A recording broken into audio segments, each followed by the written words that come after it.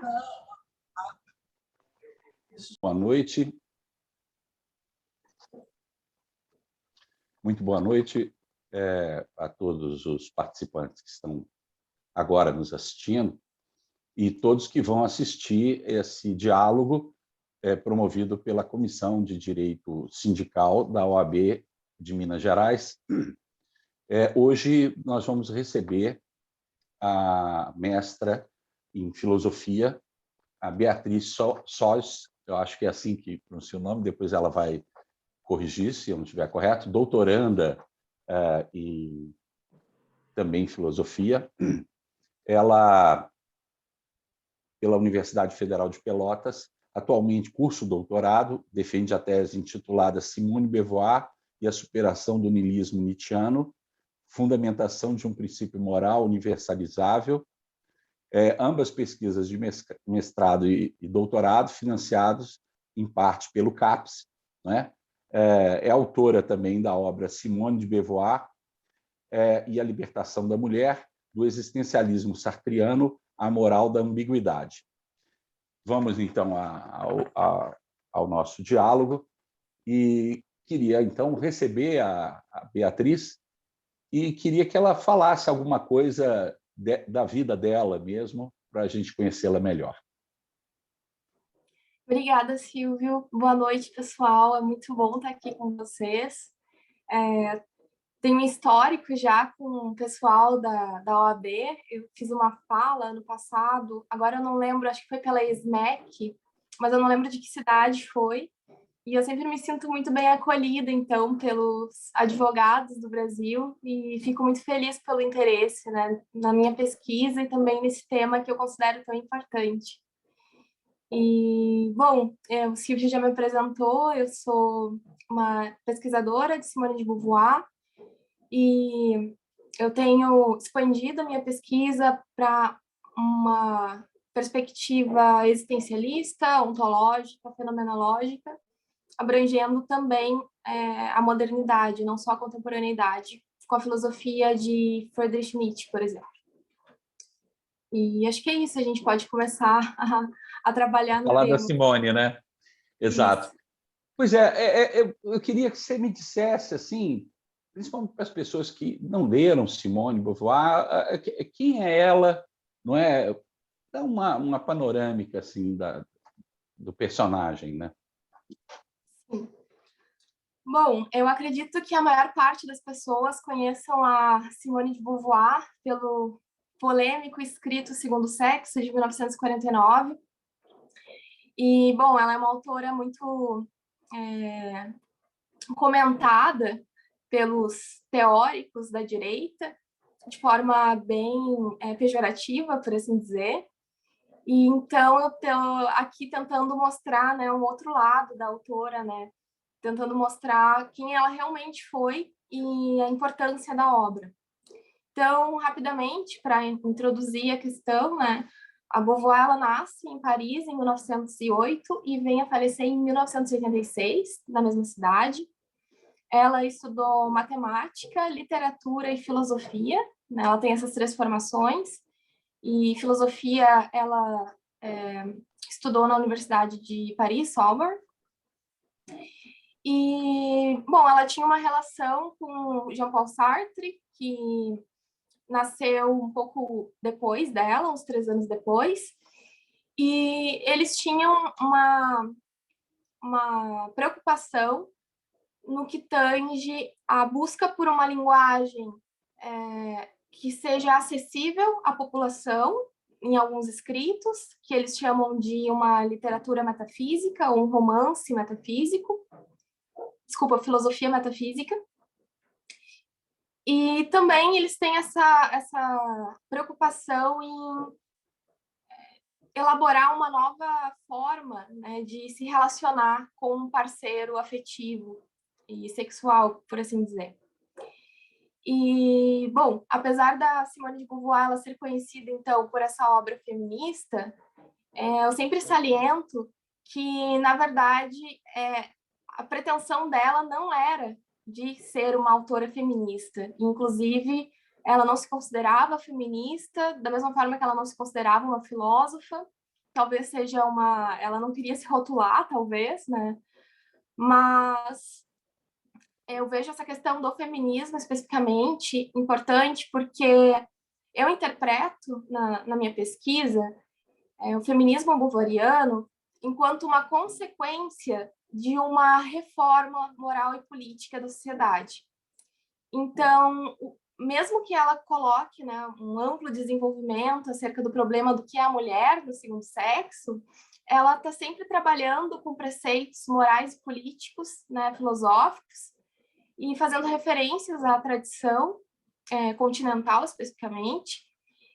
E então, essa obra, O Segundo Sexo, ela tem como fio condutor a investigação, né, do que é ser mulher.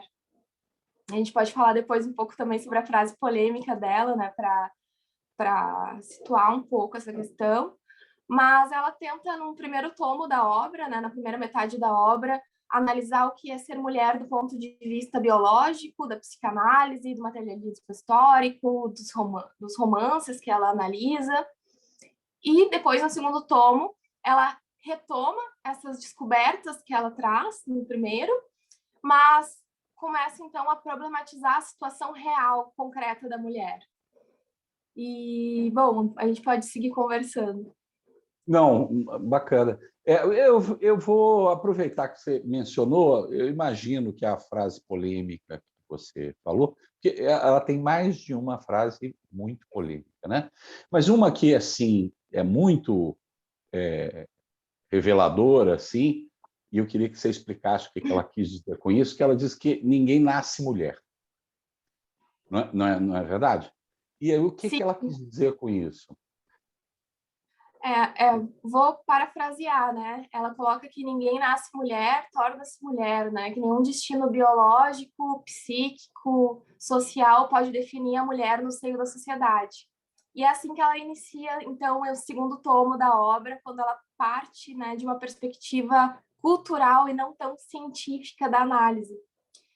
E, bom, essa frase ela é muito mal interpretada justamente porque as pessoas elas não têm nenhum tipo de fundamentação na filosofia da autora e elas leem essa frase pensando que Beauvoir está negando os dados biológicos, né, os dados da biologia e negando que exista alguma distinção física entre o sexo feminino e masculino, entre homem e mulher. Mas, na verdade, ela está tentando colocar para o leitor que do ponto de vista social, nós não temos que pensar em um sujeito representado pela política, por exemplo, de acordo com a sua sexualidade, né? De acordo com a sua vestimenta, com a sua classe, com a sua raça. Mas nós devemos pensar o homem, né, enquanto humanidade, o ser humano, para além dessas questões subjetivas, né, e particulares. Então, dizer que não se nasce mulher, se torna mulher, tem esse ponto de vista, nessa pretensão de repensar quem é esse sujeito universal que as teorias científicas estavam descrevendo e colocando que a mulher ela também é um sujeito, por assim dizer, mesmo que ela não tenha feito parte, né, do desenvolvimento dessas teorias.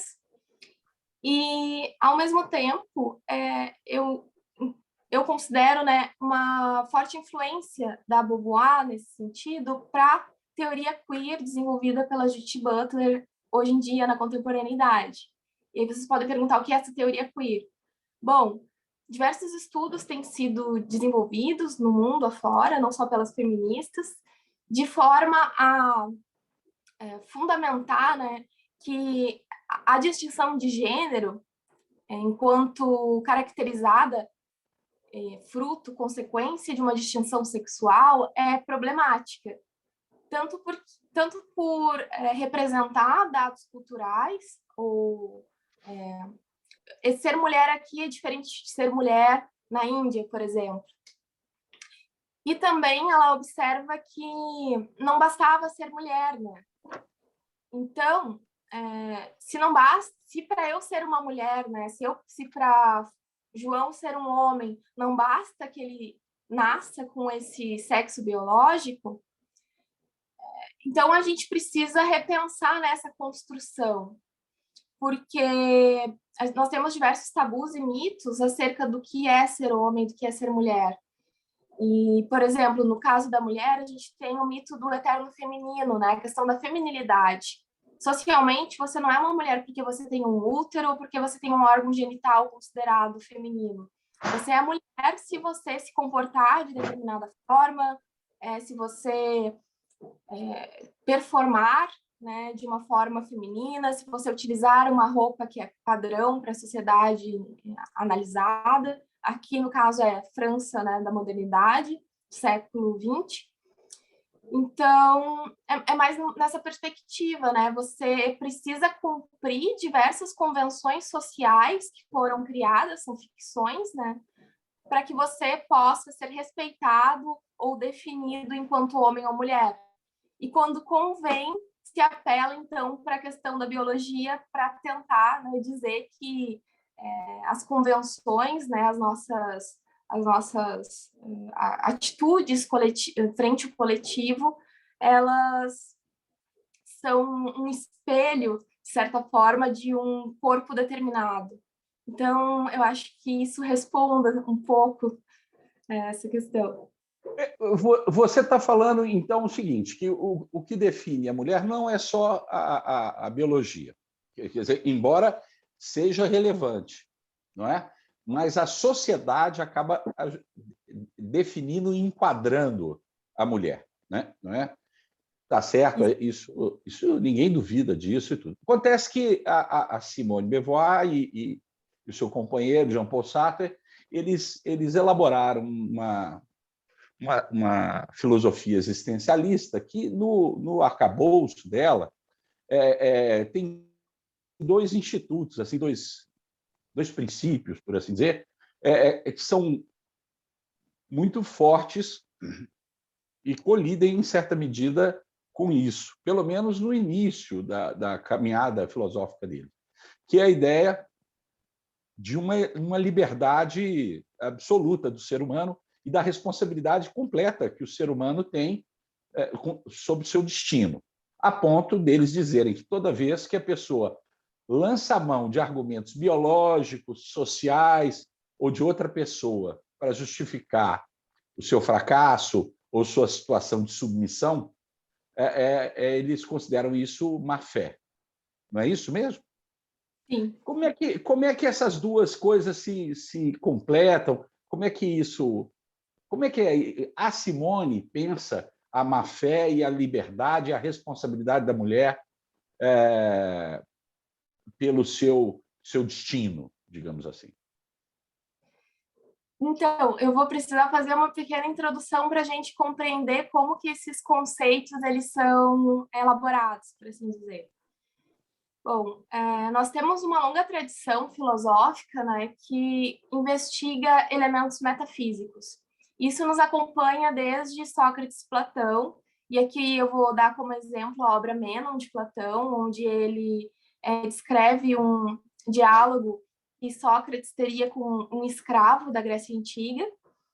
E, bom, resumindo, o Sócrates ele vai dizer, né, para esse escravo que nós temos em nosso ser o conhecimento da realidade, porque nós temos como acessar na nossa memória de outras vidas, né? Então, e com isso também nós temos uma teoria de que existe um mundo das ideias perfeito, de onde esse mundo empírico, né, esse mundo sensível em que nós estamos inseridos, espelhado de certa forma, mas é um espelho incompleto, uma versão incompleta. Bom, depois, com a filosofia medieval, nós temos uma busca por fundamentar a filosofia frente elementos teológicos. A grande busca, né, para a filosofia medieval, de forma bem geral, superficial, é a questão da existência de Deus, né, comprovar a existência de Deus, o livre-arbítrio humano, a pensar política a partir dessa perspectiva.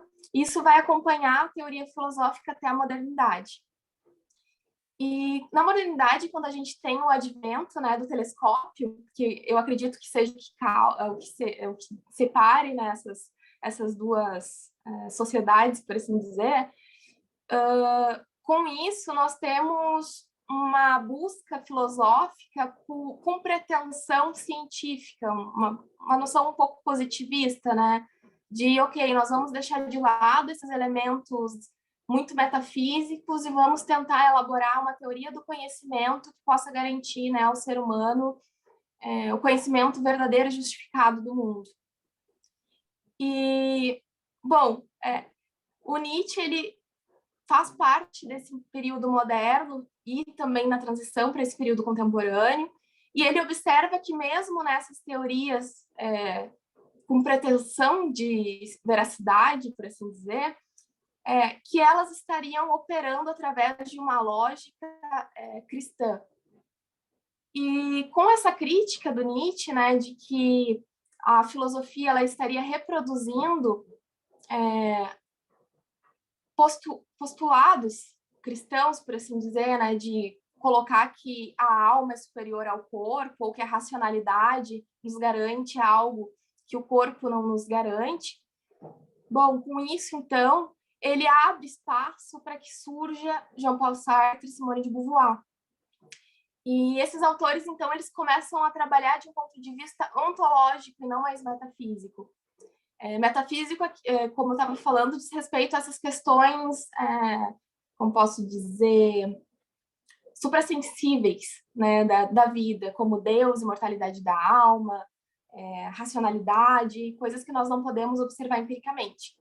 E com a ontologia, nós temos um afastamento desses elementos divinos, por assim dizer, e se tenta entender o homem em sua totalidade, né, o ser em sua totalidade, associando com questões fenomenológicas que dizem respeito à consciência humana, né? E aí, óbvio que vai envolver muita psicologia. Bom, com isso, nós temos a filosofia sartriana, né? Especificamente o Ser e o Nada, que é um ensaio de ontologia fenomenológica, e lá, Sartre, então, ele busca compreender o homem e definir ele. E, bom, o Sartre, ele basicamente vai dizer que nós, seres humanos, nós fazemos parte do mundo empírico, mas também nós fazemos parte do mundo racional. Só que esse mundo racional, ele está aqui, porque ele está dentro de nós, né? Eu não encontro fora de mim as respostas que eu quero. Eu não encontro num escrito sagrado ou na teoria de outro indivíduo. Eu encontro em mim, porque eu devo ser minha soberana. E, bom, isso ele vai chamar de um elemento para si, né? Que eu consigo colocar para mim critérios e objetivos também, preocupações e assim por diante. Ao mesmo tempo, o ser humano, assim como os demais objetos físicos, ele faz parte do mundo em si, né? A situação, a condição humana, o contexto. Então, ao mesmo tempo que o homem tem possibilidade de nadificar o seu contexto, ele tem essa liberdade ontológica inerente a ele, e ele não pode escapar dela, com isso, ele pode nadificar, né, a empiria que lhe é dado, o contexto em que ele se insere, as coisas que ele recebe, de forma a modificá-las. Então, pro Sartre, nós estamos nesse pêndulo entre liberdade e condição e situação humana. Porém, o Sartre, ele não chega a trabalhar as questões morais que dizem respeito a isso, né? Ele coloca, por exemplo, que eu trago porque é bem polêmico, que até a figura do escravo é livre, mas não porque ele não esteja sendo oprimido ou porque ele esteja escolhendo essa situação, mas porque ele é um ser humano, ele não vai deixar de ser um ser humano, ele não vai deixar de ser inteligente, de pensar, de ser racional e livre só porque ele está numa situação de opressão. E, bom, a Beauvoir, então, ela concorda com essa teoria, né, a teoria humana de Sartre, e ela me parece que dá uma continuidade para essa investigação. Claro que ela tem todo o mérito por ter feito isso, mas aqui eu penso que ela concorde muito com ele, porque ela sempre cita o ser e o nada, né, para fundamentar o que ela está entendendo como ser humano. E, bom, o Sartre, ele anuncia no final dessa obra, que é muito técnica, que ele vai desenvolver uma obra moral, né, de filosofia moral. E, bom, ele abre mão disso para participar, né, do movimento marxista francês da época. Ele chegou a dar dinheiro para o Che Guevara. E ele, então, desiste e acaba colocando esse problema como político e não moral. E a Beauvoir, então, ela retoma, né, todas essas questões e desenvolve a sua própria teoria, né, do que é o ser humano. E ela vai concordar com Sartre na medida em que, bom, para ela, o ser humano, então, como ele é em si, para si, o ser humano é ambíguo, né? E como o ser humano é ambíguo, ele faz parte de dois elementos que muitas vezes nós consideramos contraditórios. Nós não temos primazia mente-corpo, nós temos os dois trabalhando juntos, né? E mesmo que nós sejamos, em algum sentido, definidos, determinados pelo nosso contexto, nós, em algum nível, sempre podemos modificá-lo. E, com isso, nós somos responsáveis, tanto pelo mundo, pelo coletivo, quanto pela nossa vida particular individual. Então, a Beauvoir, ela, com essa moral da ambiguidade, né, a ambiguidade humana como modelo para a moral, ela coloca, primeiro, que o homem, ele se sente, ela vai concordar com Sartre, que o homem se sente angustiado frente à inexistência de Deus, quando ele toma consciência, né, que ele está sozinho no mundo e que ele tem essa responsabilidade de tomar as suas decisões sem nenhum tipo de segurança ou certeza. E, obviamente, aqui nós temos a questão do bem e mal, né? De um ponto de vista ambíguo e não mais, ó, isso aqui é bom, isso aqui é ruim, né? Vai depender de pessoa para pessoa, é muito subjetivo. Tá, e ao mesmo tempo, então, que a gente tem essa questão da responsabilidade, a gente tem a questão da má-fé, que vai de encontro com o Sartre também. A má-fé, então, ela é originada a partir desse sentimento, dessa sensação de desamparo, de desespero frente à responsabilidade total do homem e sua liberdade ontológica, né? Beatriz, deixa eu te interromper um pouquinho. Eu queria, assim, antes que você vá para má-fé, porque a má-fé é um tema mais, como chama, caroçudo, né, e tal. Então, eu queria perguntar aqui para você se eu entendi bem. Então, o ser humano, ele é livre em si, mas há limitações no mundo real. É isso? Ele é livre para... internamente...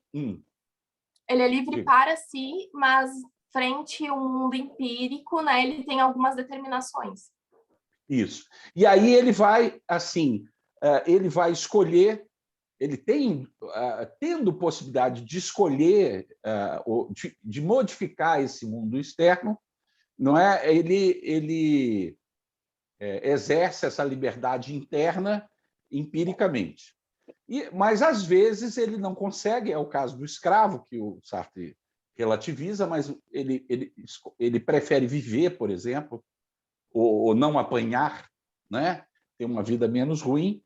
Então, ele continua livre internamente, porque ele que fez uma escolha de não se submeter a um castigo, à morte e tudo, preferiu submeter à escravidão. É isso? Bom, isso é muito complicado, porque na obra Pirrot e Cinéas, da Beauvoir, que ela publica muito tempo antes do Segundo Sexo, ela desenvolve melhor essa questão do escravo. Para ela, o escravo, ele só vai fazer uso de sua liberdade se ele se revoltar contra o seu opressor.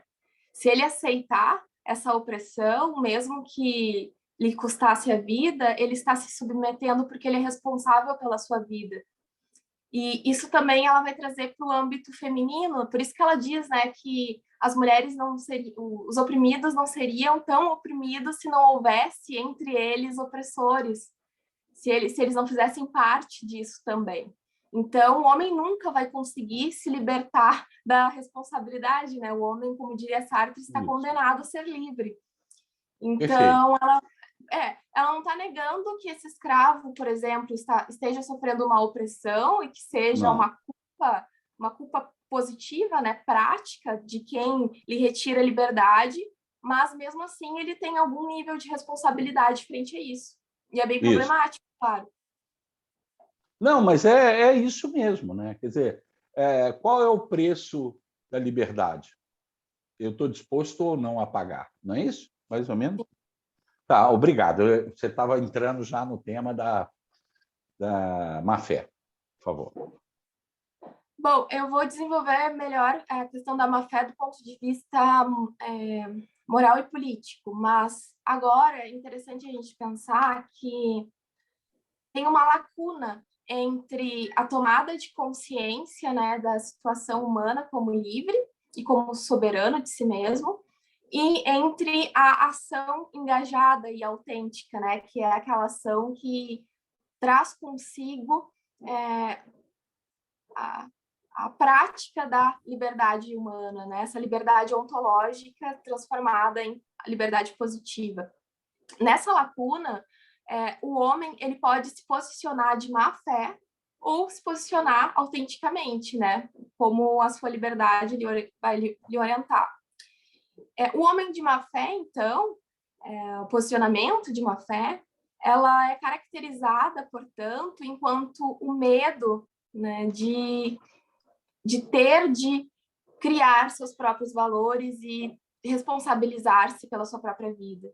Então, ela vai dizer que, geralmente, a má-fé ela assume ou a tradição ou a religião, porque ela retira ou até mesmo uma ideologia cega, né?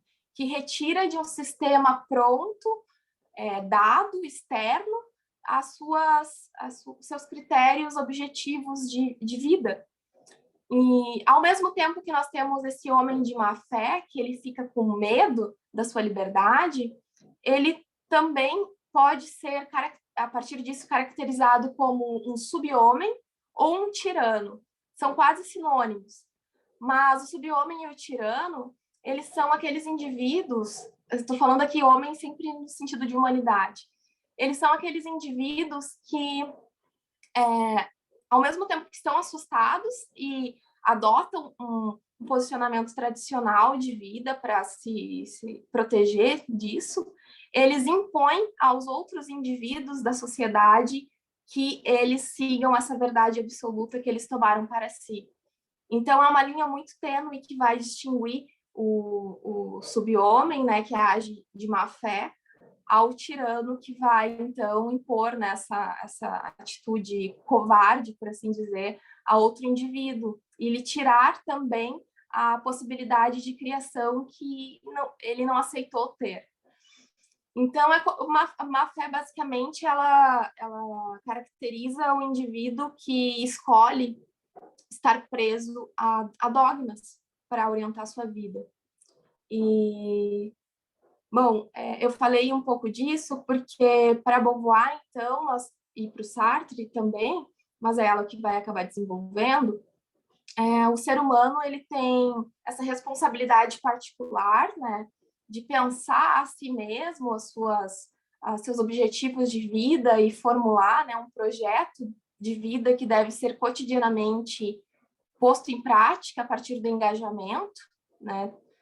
O homem se define pela sua ação, pelo que ele faz hoje, presente. Então, o homem nunca vai ser considerado bom ou mal. Ele tem uma ação específica que foi boa ou má, e talvez ao fim da sua vida nós possamos somar essas ações e ver se ele foi uma pessoa realmente boa, por exemplo. Mas, bom, esse homem, então, esse ser humano autêntico, ao assumir a sua liberdade, ele engaja-se cotidianamente para ser uma pessoa livre. E, consequentemente, para Beauvoir não faz sentido que um ser humano que é livre e que crie seus valores e que faça uso desse artifício racional que é a liberdade, que ele ao mesmo tempo que tenha essa ferramenta da liberdade para si, ele use ela para tirar a liberdade do outro. Para ela é um pouco incoerente isso, né? Então, bem no sentido de querer a si mesmo livre, é querer também os outros livres. E, ok, muitas pessoas acham que a filosofia, então, bovariana, ela cai num relativismo, né? O que seria isso? Que qualquer sujeito está justificado, tem a sua ação válida do ponto de vista filosófico, porque ele está sendo racional e também reproduzindo os seus valores contextuais, por assim dizer. Mas, na verdade, ela está tentando colocar ao longo da obra que, na medida em que nós somos responsáveis pelo mundo, né, pela humanidade como um todo, nós devemos utilizar o critério da liberdade como um critério de dignidade humana, né, da dignidade da pessoa humana.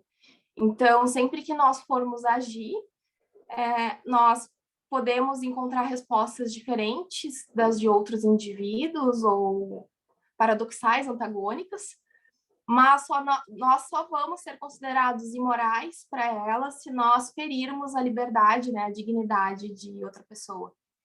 Então, tem esse diálogo entre o privado e o particular, e a gente pode continuar falando depois, porque essa questão ela vai também ser pensada do ponto de vista moral e político, né?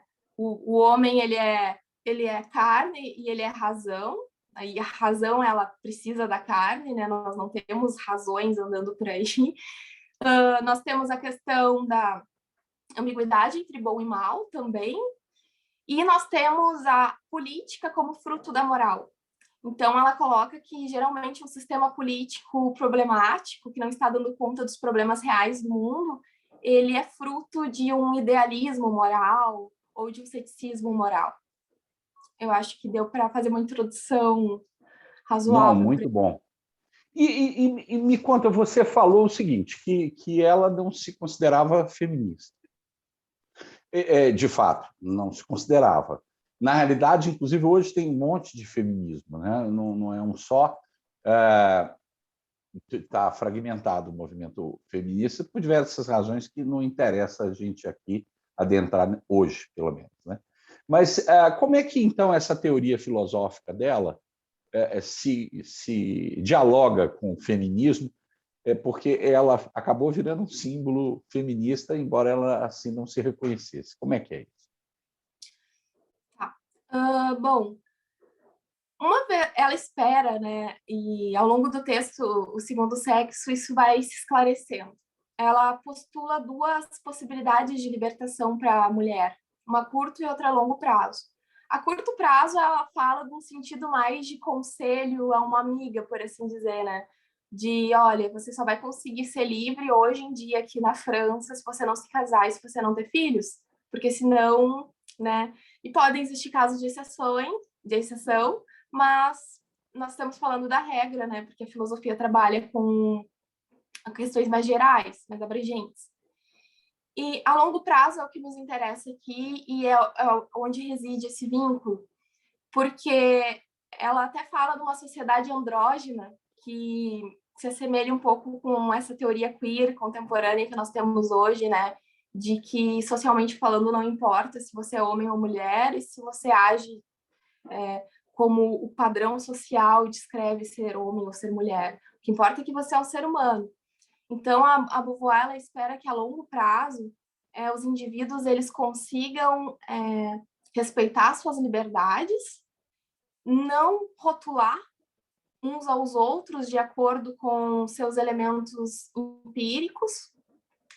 E ela espera, então, que com o passar do tempo e com esse respeito entre os indivíduos e a superação desses valores que nos oprimem muitas vezes, nós tenhamos uma sociedade onde a mulher seja livre. Porque a mulher, da mesma forma, como eu estava falando, que o escravo, ela é oprimida, ela tem sua liberdade retirada pelo subhomem, pelo opressor. Então, é como se a problemática, né, da libertação feminina fosse um recorte da questão do escravo. Sim, então assim, ela luta, por assim dizer, com sua razão, com sua filosofia, pela liberdade de todos. E a mulher, como é peculiarmente oprimida, ela tem e ela é mulher também, né? Quer dizer, sente na pele, viu a mãe e tal. Ela tem uma atenção especial pela mulher por isso. É isso, então? Sim, eu acredito que não tenha sido da pretensão dela ter desenvolvido um trabalho de tanta importância. Me parece que ela começou a escrever, é porque é o maior livro dela, geralmente os livros que ela escreve têm 100 e poucas páginas, e Segundo o Sexo são 1000 páginas. Sim, Então, 2 tomos, né? eu acho que ela foi investigar esse problema de uma forma mais literária e se deparou com um problemão que ela não esperava encontrar. E, bom, ela é uma autora que ela se permite também voltar atrás quando percebe que estava errada. Então, por exemplo, a gente tem no início da obra ela colocando que a libertação da mulher só vai acontecer em uma sociedade socialista. Quando ela termina o Segundo Sexo, ela já coloca que o homem de esquerda é tão opressor quanto o homem de direita. Então, o problema não é mais político, é moral. E a mesma coisa ocorre anos depois da publicação do Segundo Sexo, que percebendo que a sua teoria existencialista e humanista estaria longe de se concretizar, e talvez nem se concretizasse, ela então começa, 20 anos depois, a fazer parte do movimento feminista. Dizem que ela disponibilizava o seu apartamento para que as mulheres fossem fazer abortos clandestinos, participava das movimentações de rua. Então, eu vejo nela assim, uma busca por se manter o mais neutra possível, né? De estar ali defendendo a questão da mulher, a necessidade de uma libertação, ao mesmo tempo que se coloca de forma crítica ao movimento feminista, por assim dizer. E com relação assim à coletividade e à liberdade da coletividade, como é que ela se situa assim? Bom, isso é uma coisa muito importante e que eu percebo mais na escrita sartreana, especificamente no o existencialismo e o humanismo. E, bom, essa autora ela está representando muito disso, que o homem, quando age, ele tem que pensar que ele está agindo pela humanidade, né? Ele tem que pensar... vou fazer uma analogia. Nós temos na modernidade, né, o imperativo categórico, elaborado por Immanuel Kant. O que é esse imperativo? Ele vai dizer que nós temos que universalizar as nossas ações para sabermos se ela é moral ou não, se elas são morais ou não. Então, por exemplo, eu quero saber se matar é errado. Posso querer que todo ser humano mate? Não, não posso. Ok, então é errado. Estou falando de uma forma bem simplificada. Sim, haja como se, segundo uma regra que você poderia exigir de todas as outras pessoas, né? O imperativo, né? Em Sim, linguagem mais corrente. por isso que a gente tem a liberdade como critério moral, né? Já que você está fazendo uso dessa liberdade para existir e já que você quer ser livre, já que você reconhece que você é soberano, não faz sentido você tirar a liberdade do outro. Então,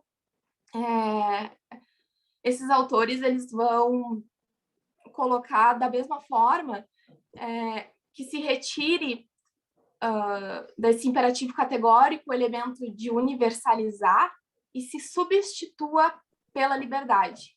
Então, será que essa ação que eu estou fazendo agora não vai limitar ou se tornar um obstáculo para outro indivíduo? Será que eu não vou causar nenhum dano? Então, a nossa responsabilidade frente ao coletivo ela é bem diferenciada, né? Mas, ao mesmo tempo, nós temos uma ampla defesa de um posicionamento marxista, por exemplo, pela autora, ao mesmo tempo que ela critica também, obviamente. Mas ela vai desenvolver, né, uma crítica ao sistema capitalista, fazendo aqui um adendo, porque ela vai colocar que, como eu posso falar, ela vai colocar como se a classe operária estivesse recebendo os valores, né, desses sub-homens que são os burgueses. Eles estão recebendo de forma pronta qual é o seu papel e qual é a sua possibilidade social. E então ela sugere, em algum sentido, essa resposta política, porque ela percebe que não, por muito tempo se justificou que determinados indivíduos tivessem privilégios sociais a partir, talvez, da existência de Deus, como é o caso da monarquia, ou talvez que esse indivíduo ele tenha alguma característica superior, uma perspectiva da meritocracia. Então, ela tenta analisar a situação concreta, né? No sentido de por que a gente vai ficar atrás de um progresso tecnológico e ficar justificando que esse sistema atual vai ser bom para a humanidade futura, se nós temos que nos preocupar com aqui e agora, com o presente, né? Com o coletivo. Então, para ela não faz sentido nós pensarmos a humanidade futura se a nossa humanidade presente está sofrendo, está passando fome, está um tipo de trabalho escravo. Então, surge essa pretensão, né, de o ser humano ele se ver como parte do coletivo e utilizar para o coletivo os mesmos critérios que ele adota na sua vida particular. A ideia de finitude do homem, né? Que não adianta nada a gente construir um mundo futuro se a gente não estiver aqui, né? Na hora, Sim. né? E me diga uma coisa, e aí como é que ela se situou? Porque você disse que ela participou ativamente, como Sartre também e tal, de movimentos em defesa dos direitos da classe trabalhadora, né? Que é uma coisa que nos interessa particularmente na Comissão de Direito Sindical. Como é que foi essa atuação dela, assim, em defesa da classe trabalhadora, ou no sentido de levar consciência para que a própria classe trabalhadora se rebelasse ou reivindicasse? Então, a Beauvoir ela vai nos dizer que nós, ao defendermos um método marxista, por exemplo, nós não precisamos abraçar toda a causa e assumir esse modelo como um todo. Ela vai defender um método, né, investigativo construtivista. Que é esse construtivismo? Construtivismo é, por exemplo, o que eu faço trabalhando com Nietzsche e Beauvoir. Se você for uma pessoa muito ortodoxa, você vai pensar como que você vai trabalhar com esse autor que é tão machista e uma feminista. Não faz sentido, não dialoga, não conversa. Mas como ela tem essa questão, né, da ambiguidade, ela pensa que dá para fazer um recorte, né, e tirar das coisas aquilo que elas têm de melhor. É uma espécie de dialética, né? E eu acho importante a gente colocar essa questão da dialética, porque ela vai, então, ser defendida pela Beauvoir e vai dialogar com a nossa preocupação com os sindicatos. O que seria isso? Bom, o Hegel, ele é um autor moderno também, e ele também fala sobre ontologia e fenomenologia, e esse filósofo, ele vai dizer que para nós termos um conhecimento seguro do mundo, nós precisamos partir de uma tese que é abstrata e parte da totalidade. Depois nós temos que contrapor ela a uma antítese, né, que é a contradição, que seria essa abstração frente à empiria, o contexto. E disso nós retiramos uma síntese, né, que seria a possibilidade de uma mudança e também o que há de objetivo, de verdadeiro, né, após a união e exclusão de elementos abstratos e empíricos, por assim dizer. E são sempre questões que são opostas, mas não são contraditórias. Por exemplo, homem e animal, eles são opostos, mas não são contraditórios. Bom, O Marx ele vai fazer uso desse método dialético, mas vai ser uma dialética materialista, então. Essa tese que representa a totalidade para o Hegel vai representar para o Marx o burguês, né? Que é aquilo que seria como se fosse o contexto pronto, onde o indivíduo nasce e já assume um papel que lhe é imposto de forma externa. A antítese, que seria a contradição empírica para o Hegel, então para o Marx toma o significado do proletário, né? Aquele que está em oposição ao contexto vigente. E disso nós temos a síntese, que para um é mudança e para outro é sinônimo de comunismo. Então, nós temos esse embate, né, de conceitos, e eu acho importante a gente falar sobre isso, porque o Marx ele vai, assim como a Beauvoir, partir da ideia de que nós não podemos ser idealistas para falar sobre o ser humano. Nós não podemos fazer isso. Nós precisamos partir da realidade. E tem uma obra muito interessante da Beauvoir, que é Pensamento de Direita Hoje, onde ela investiga, né, as contradições e incoerências do movimento de direita, o fascismo também, o nazismo e assim por diante. E ela vai aproveitar, né, desse método dialético de Marx para dizer que nós, como eu falei antes, nós precisamos pensar aqui no presente o que nós podemos fazer para que esses indivíduos tomem consciência de sua vida, para depois, talvez, nos preocuparmos com o futuro da humanidade. E aí nós podemos até fazer uma analogia atual, né? Nós estamos com vários problemas ambientais e, ao mesmo tempo, nós estamos em uma sociedade cada vez mais que busca cada vez mais pelo consumo exacerbado, capital, etc, etc. E, a longo prazo, eu não creio que nós consigamos ignorar, né, esses problemas empíricos por muito tempo. Bom, tudo isso para dizer que a Beauvoir ela provavelmente concorda com a Alexandra Kollontai, que é uma filósofa russa, de que o sindicato ele é, na verdade, um órgão natural da sociedade, né, que garante que o trabalhador ele consiga não apenas dialogar com o Estado a partir de suas demandas, de suas necessidades, do que ele realmente, né, está passando, do seu contexto real, mas também permite que esse Estado não lhe determine, não exerça algum tipo de tirania para ele.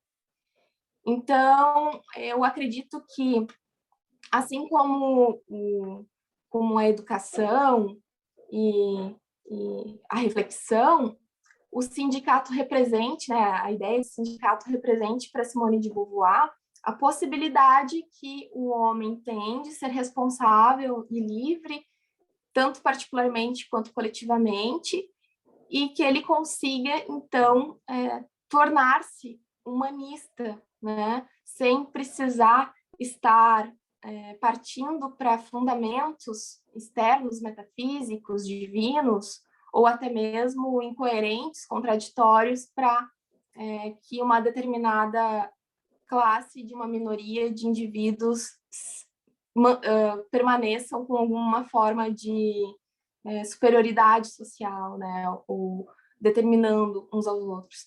Então, eu acredito que o papel do sindicato aqui ele seja de justamente encontrar um meio termo, né, de moderar um pouco esses direitos que muitas vezes parece que só os burgueses, só os donos de fábricas, só os ricos têm. Então, é uma maneira que o trabalhador, né, a possibilidade que o trabalhador tem de, junto com seus semelhantes, se colocar perante a sociedade e dizer: eu também sou um ser humano, apesar de estar numa situação de inferioridade capital. E uma coisa também que eu queria te perguntar, Beatriz, a sua opinião.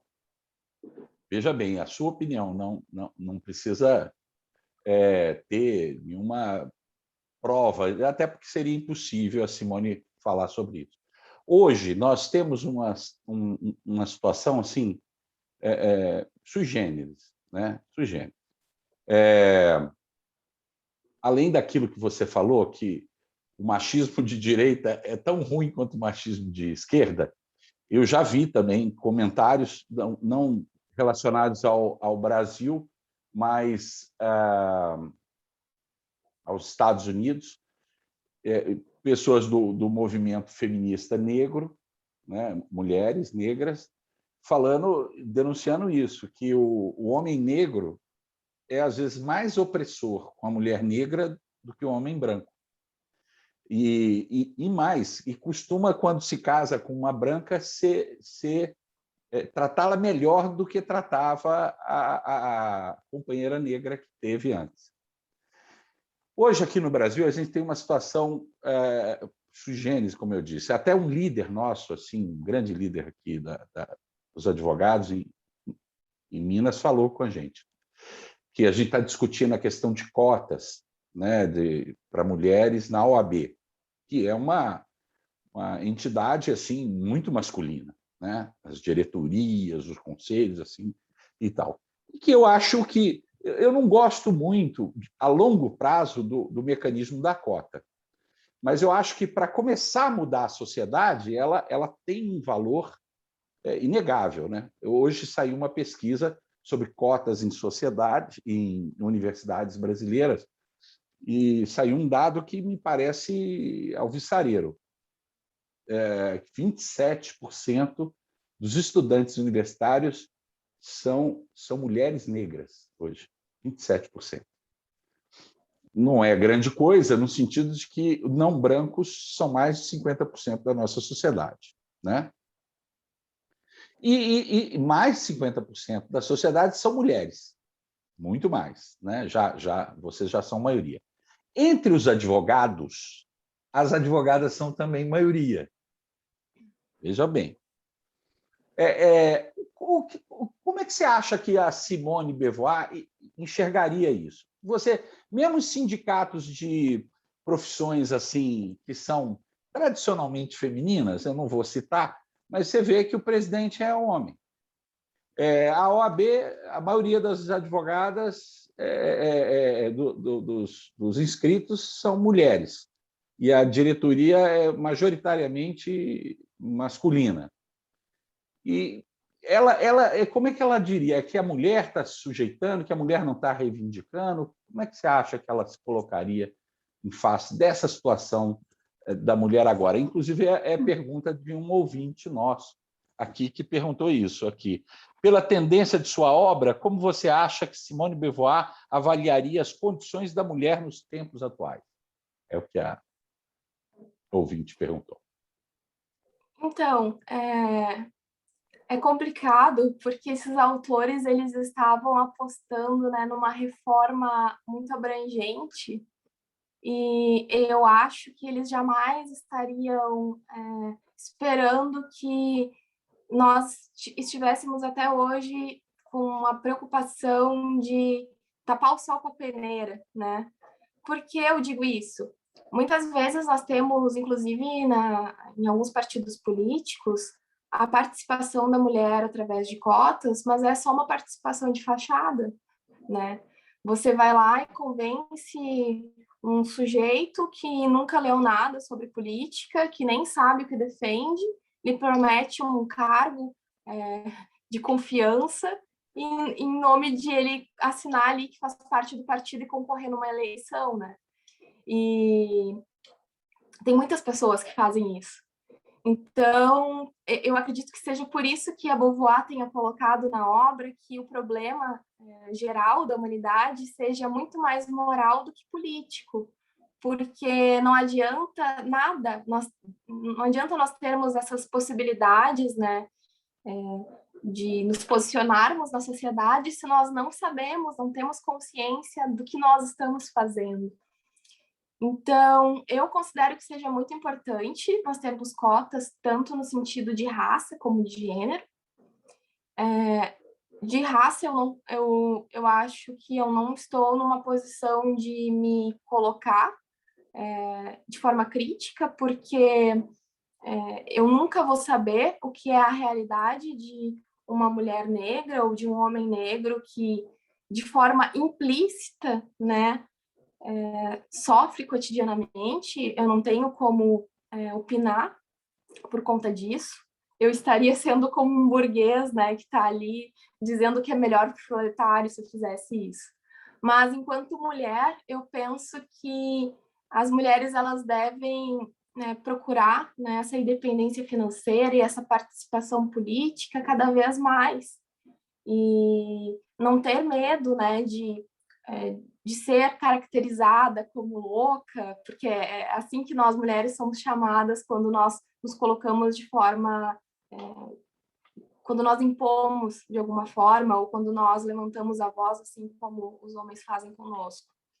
Então, eu acho que, do ponto de vista político, os sindicatos e a própria também a OAB, os partidos, eles estão tomando as medidas necessárias, né, para que se garanta a representatividade dos indivíduos, mas do ponto de vista mais particular, moral, eu acredito que as mulheres têm que colocar um pouco assim o dedo na consciência e pensar, tá, o que que eu estou fazendo aqui? Eu estou aqui para criar algo novo, reivindicar meus direitos, ou estou aqui para assinar, né, uma coisa que foi um homem que pensou. Então, a liberdade ela não é só positiva, né? A liberdade é ontológica. Nós podemos agir de forma livre, mas nós devemos nos engajar nisso, né? Tomar consciência, participar. E isso a gente precisa falar um pouco sobre isso também, porque da mesma forma que as mulheres elas não têm participado muito de algumas questões, nós temos os jovens também que estão muito alheios a essas questões. Então, eu acredito que só de você, Silvio, ter me convidado para estar aqui, né, falando sobre feminismo, e a questão do sindicato, só isso já mostra a tua preocupação em mostrar para as mulheres que elas podem e devem ser livres e participar positivamente dessa mudança, né? De falar também pelo coletivo, serem ouvidas pelo coletivo. E, da mesma forma, eu acredito que seja cada vez mais importante que os jovens comecem a fazer parte disso, porque se nós não nos unirmos agora, nós não teremos garantia nenhuma no futuro de nada. Nós estaremos à margem de decisões alheias. Então, eu penso um pouco nesse sentido, assim. Eu acredito que a Beauvoir diria que as cotas são importantes a curto prazo, mas a longo prazo nós precisamos começar a nos responsabilizarmos e agirmos autenticamente no mundo. Perfeito. Quer dizer, é a responsabilidade, né? Não adianta ter a oportunidade se as pessoas não se apresentam, né? Esse é o fato. Outra coisa que eu queria te indagar é o seguinte: tanto a Simone quanto o Sartre, num determinado momento da vida deles, eles se tornaram aquilo que a gente chama de pessoas muito importantes, né? O Very Important People, né? VIPs, né? Eles eram a moda, eles tinham uma exuberância incrível, né? Tudo que eles falavam tinha grande influência na sociedade e, enfim, né? Se tornaram assim, viralizaram, diríamos hoje. Depois de um certo tempo, tanto o pensamento dele, não é que perdeu importância, mas como teve uma certa incorporação do pensamento existencialista no senso comum, como às vezes acontece, e aí vêm os novos filósofos e eles, inclusive por conta de alguns avanços tecnológicos, assim, que questionaram, por exemplo, o avanço da genética e a descoberta que a genética tem uma influência determinante na vida das pessoas, muito mais do que na época do Sartre se pensava, né? Então, a liberdade não seria assim tão forte, como ele disse, e tal, e coisa. embora ele não tenha desconsiderado isso, ele só não tinha os dados como nós temos hoje, né? Tem pesquisas científicas que dizem que até 70% da vida da gente é determinado pela genética. Pois bem, mas o fato é que eles influenciaram muito e influenciam muito tendências políticas da atualidade.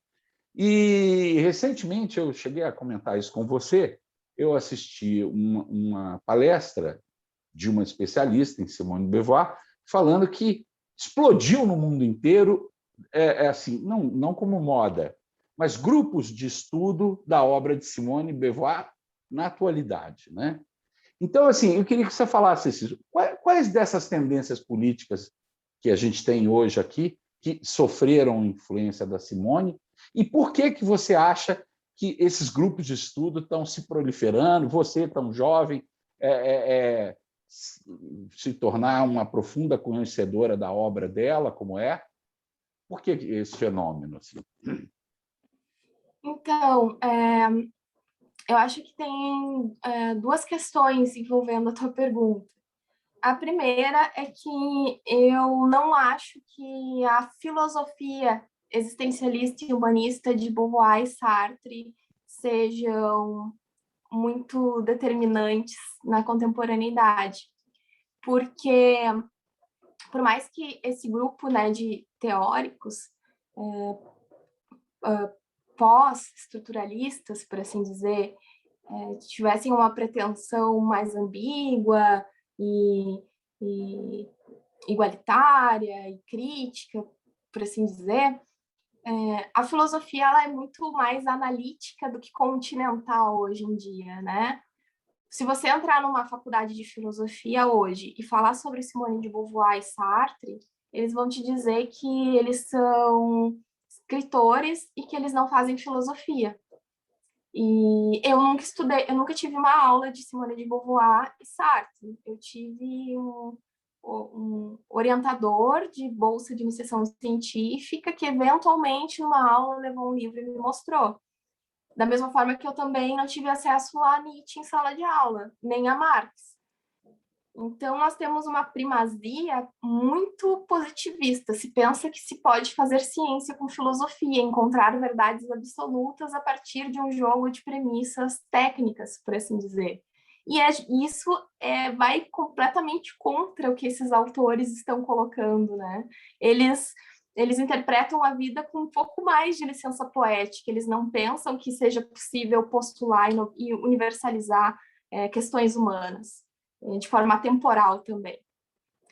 E, bom, dito isso... Só fazer um comentário rápido, assim, mas falar que eles são escritores, eu vou te contar, viu? É uma coisa assim chocante, né? Se falasse isso de Camus, sem dúvida alguma, né? Mas dos dois, fecha parênteses. Não, mas eu até fui apresentar um seminário sobre eles fazem uns 2 anos, e eu lembro que um colega meu levantou a mão no meio da aula, no meio do meu seminário, para dizer que Beauvoir e Sartre só sabiam beber vinho e fumar nos cafés de Paris, e que ele não via relevância para a teoria deles. Mas, vindo para a segunda questão, eu fico muito feliz que hoje nós estejamos pensando em outras formas, tanto de educação como de pensar, né, o sujeito da filosofia. E isso está começando de uma forma muito sutil e talvez, quem sabe, daqui a uns anos nós tenhamos uma retomada das teorias filosóficas desses autores. Por que eu digo isso? E vou aproveitar para fazer, né, um merchan, que eu estou dando aula na escola de formação feminista, que nós temos há 1 ano aqui no Brasil, As Pensadoras.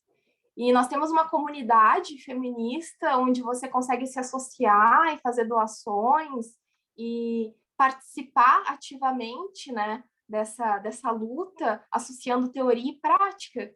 E a escola tem 1 ano e ela já tomou, né, uma dimensão absurda. Em 1 ano se desenvolveram vários cursos, nós temos agora uma livraria, nós temos uma editora, e o que era uma pretensão inicial, né, de fazer um evento de mulheres da filosofia para que com o dinheiro retirado dali se pudesse ajudar mulheres em situação de vulnerabilidade, a partir disso se conseguiu agora pensar de forma crítica frente à ciência que nós temos hoje. Então, por exemplo, quando nós falamos de educação em sala de aula, nós estamos falando de uma forma muito anacrônica, né? Nós estamos acostumados a um currículo específico, ao indivíduo que escreveu esse currículo, que é geralmente um homem branco e do Ocidente, como se no Oriente não tivesse nenhum tipo de criação. Nada. E, consequentemente, né, é que eu acho que o feminismo ele acaba sendo tão amplo porque não tem como você se defender como feminista e, ao mesmo tempo, ignorar todas as outras coisas injustas que acontecem no mundo, né? Então, eu percebo que isso vem acontecendo há um ano com essa escola e eu vejo que na academia, né, na filosofia acadêmica, isso tem acontecido de uns 3, 4 anos para cá. Porque quando eu ingressei no mestrado, eu lembro que eu me senti bem mal de que parecia que eu estava ali falando uma coisa absurda, né? Isso aí não é filosofia. E hoje em dia eu já tenho uma outra visão disso, né? De que, que bom que tu quis fazer uma coisa diferente ao invés de ficar escrevendo uma dissertação, mais uma dissertação sobre a crítica da razão pura. Então, eu acredito que nós estejamos num momento crucial no Brasil e que é justamente esse engajamento coletivo por novas teorias e também novas práticas, né? Por modificar os currículos com pensadoras mulheres, com pensadores indígenas, com pensadores orientais. Então, isso está se tornando uma coisa muito ampla de 3, 4 anos para cá. Então, eu fico muito feliz, né? Porque eu também nunca tinha assistido um diálogo sobre feminismo pela OAB, ou também por outro canal midiático, ou por outra instituição, e isso tem acontecido cada vez mais. Então, eu fico otimista e talvez essa primeira questão que eu falei, que é mais problemática, né, da desconsideração desses autores, talvez isso seja modificado daqui para frente. Perfeito.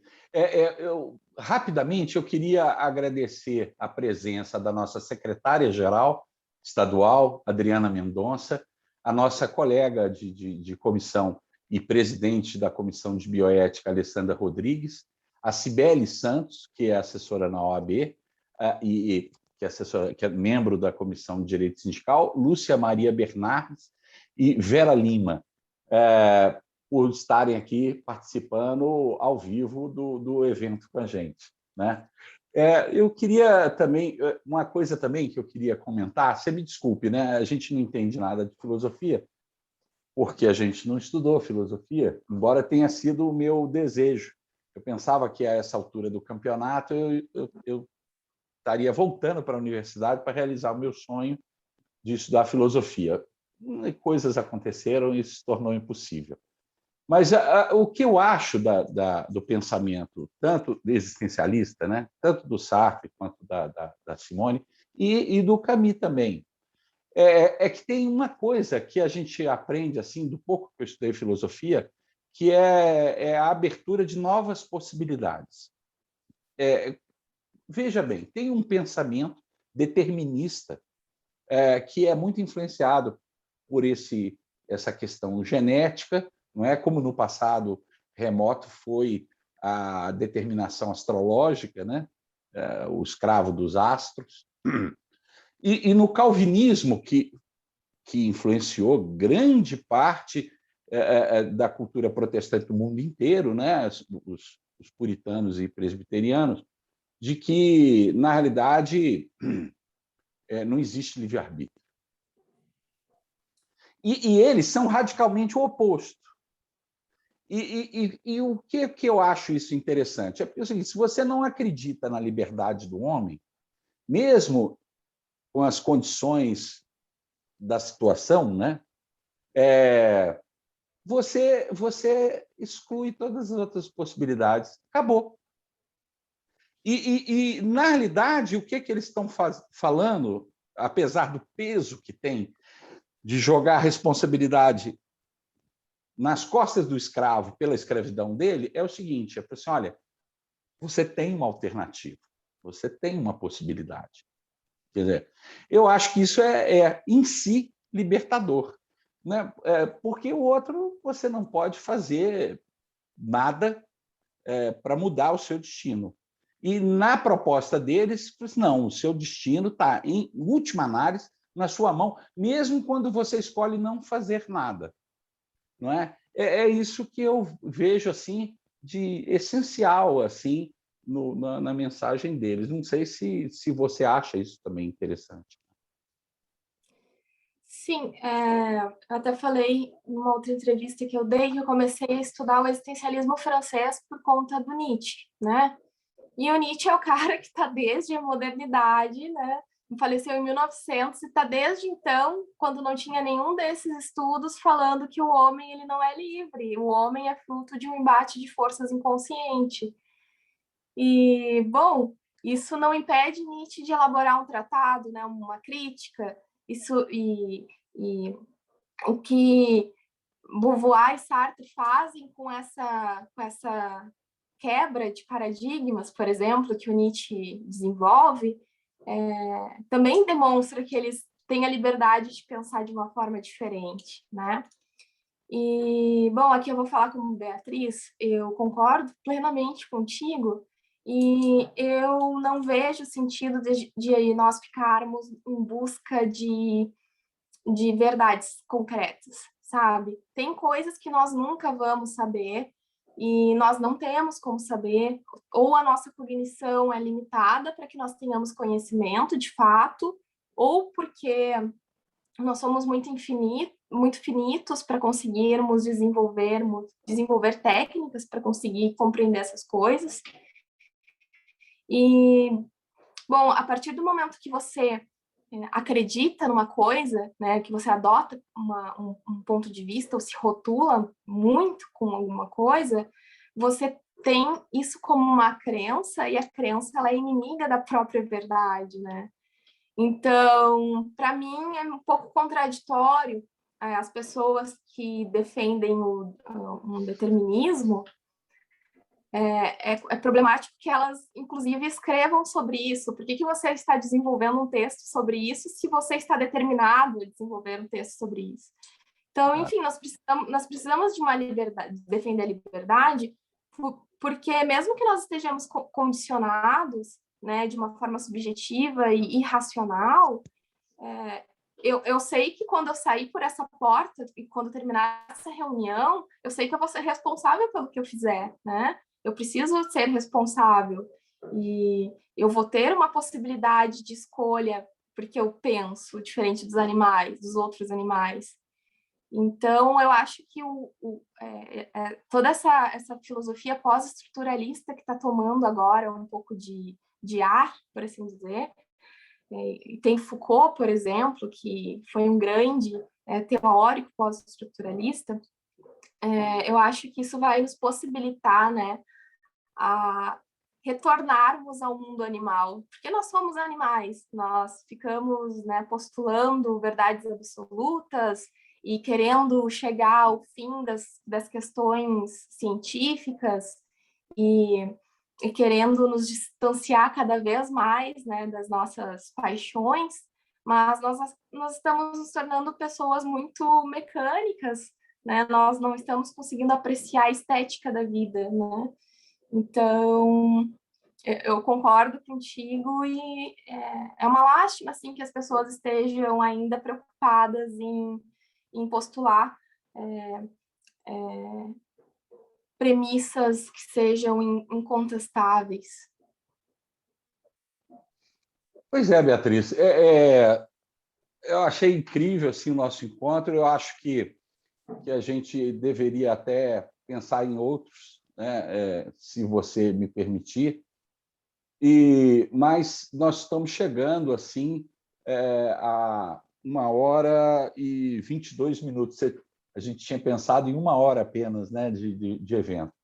Mas eu queria que você tivesse a palavra final, né? Já que a gente está falando de feminismo, já que a gente está falando de Simone de Beauvoir, a última palavra tem que ser sua, né? Nessa noite. O que você gostaria de falar para ficar assim como registro na OAB de Minas Gerais e principalmente para a Comissão de Direito Sindical? Então, eu queria primeiramente, né, agradecer, né, a ti, Silvio, que sempre foi muito receptivo, né, desde o início do nosso contato para organizar essa fala. Também a Vera, que entrou em contato comigo, e todo mundo que está por trás, né, de forma implícita dessa luta sindical que vocês, tão importante que vocês desempenham. E, bom, eu acredito que a mensagem que eu gostaria de passar eu gostaria gentilmente que as pessoas permitissem mais, né? Que elas se permitissem conhecer coisas novas e pensando do ponto de vista da mídia, eu vejo que as pessoas elas estão muito preocupadas em rebater o que a outra pessoa está falando, sem nem se colocar no lugar dela ou experimentar, pensar de acordo com o que ela está dizendo. Está todo mundo querendo ganhar